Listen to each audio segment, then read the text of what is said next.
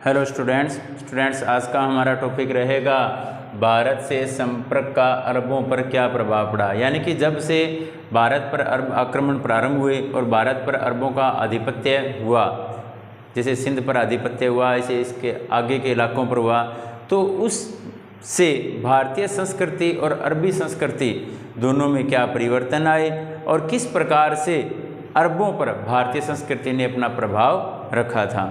तो इसकी शुरुआत करते हैं अपने भी। अरबों की सिंध विजय का राजनीतिक परिणाम यह रहा कि सिंध का संबंध कुछ समय के लिए भारत से टूट गया था।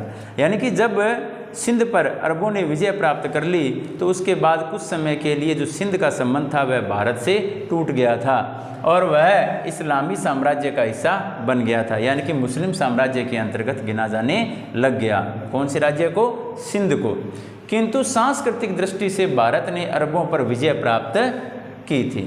अगर अपने देखें भी राजनीतिक तौर पर तो सिंध पर किसकी विजय रहती है? अरबों की विजय रही। लेकिन अगर अपने देखें सांस्कृतिक दृष्टि से तो सांस्कृतिक दृष्टि से भारत ने अरबों पर विजय प्राप्त की थी। भारतीय दर्शन, विज्ञान, गणित, चिकित्सा और ज्योतिष, क्या क्या? भारतीय दर्शन, विज्ञान, गणित, चिकित्सा और ज्योतिष ने अरबों को बहुत प्रभावित किया था। यानी कि जो भारतीय दर्शन, विज्ञान, गणित, चिकित्सा और ज्योतिष थे, इन सभी चीज़ों से जो अरबी लोग थे वो बहुत अधिक प्रभावित हुए थे। उन्होंने कई भारतीय संस्कृत ग्रंथों का अरबी भाषा में अनुवाद किया था। यानी कि जो भारतीय ग्रंथ थे उन ग्रंथों से अरबी लोग प्रभावित हुए और उन लोगों ने भारतीय ग्रंथ जो संस्कृत में लिखे गए थे उनका कौन सी भाषा में अनुवाद किया? अरबी भाषा में अनुवाद किया था। इसमें अगर अपने देखें सबसे मुख्य रूप से ब्रह्मगुप्त का जो ब्रह्मस्फुट सिद्धांत तथा खंड खाद्यकम अधिक प्रसिद्ध है। इन दोनों का देखो सबसे प्रसिद्ध अगर संस्कृत ग्रंथों की अपने बात करें जिनका अरबी भाषा में शुरुआत में ही अनुवाद होता का ब्रह्मस्फुट सिद्धांत तथा खंड खाद्यकम अधिक प्रसिद्ध है। अरब के लोगों ने अंक, दशमलव पद्धति, चिकित्सा व खगोल शास्त्र के कई मौलिक सिद्धांत भारतीयों से सीखे थे। यानी कि भारतीय जो ग्रंथ थे संस्कृत में उनकी रचना अरबी भाषा में की।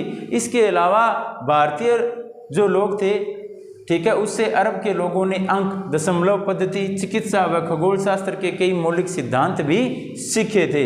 कला साहित्य के क्षेत्र में भी भारतीय पद्धतियों को उन लोगों ने अपनाया था। किस किस के? कला साहित्य के क्षेत्र में भी भारतीय पद्धतियों को किसने अपनाया था? अरबों ने अपनाया था। भारतीय दर्शन, साहित्य, कला की अनेक बातें अरबों के माध्यम से कहाँ तक पहुँची? यूरोप तक पहुँची थी। यानी कि यूरोप और भारत की मध्यस्थता का कार्य भी किसने किया था? अरबों ने किया था। और जो भारतीय दर्शन है, साहित्य है, कला है, उनकी बहुत सारी बातें अरबों के माध्यम से कहाँ तक पहुँची थी? यूरोप के लोगों तक पहुँची थी। इस प्रकार अरबों द्वारा भारतीय ज्ञान पश्चिमी लोगों में पहुँचाने में भी सफल रहा। यानी कि अरब जो लोग थे उन्होंने पश्चिमी देशों और भारत के मध्य मध्यस्थता का कार्य किया और भारत की बहुत सारी बातें, वो चीज़ दर्शन संबंधी है, साहित्य संबंधी है, कला संबंधी है, विज्ञान संबंधी है, गणित संबंधी है, दर्शन संबंधी है, वो सारी चीज़ें अरबों के माध्यम से कहाँ तक पहुँची? यूरोप तक पहुँची, या अपने कह सकते हैं पश्चिमी देशों तक पहुँची थी। तो बच्चों आज का हमारा टॉपिक चल रहा है भारत से संपर्क का अरबों पर क्या प्रभाव रहा। तो मैं आपको दोबारा बता रहा हूँ, इसमें भी अरबों की सिंध विजय का राजनीतिक परिणाम तो यह रहा था भी सिंध जो था उसका क्षेत्र अब इस्लामी साम्राज्य का हिस्सा बन गया था। लेकिन अगर भारतीय लोगों की बात की जाए, भारतीय संस्कृति की बात की जाए, तो सांस्कृतिक रूप से भारत ने अरबों पर विजय प्राप्त कर ली थी, जिसमें भारतीय दर्शन, विज्ञान, गणित, चिकित्सा और ज्योतिष ने अरबों को बहुत प्रभावित किया था। उन्होंने कई भारतीय संस्कृत ग्रंथों का अरबी भाषा में अनुवाद किया, जिसमें ब्रह्मगुप्त का ब्रह्मस्फुट सिद्धांत व खंड खाद्यक या खंड खाद्यकम अधिक प्रसिद्ध है। अरब के लोगों ने अंक, दशमलव पद्धति, चिकित्सा व खगोल शास्त्र के कई मौलिक सिद्धांत भारतीयों से ही सीखे थे और कला व साहित्य के क्षेत्र में भी भारतीय पद्धतियों को अरबी लोगों ने अपनाया था।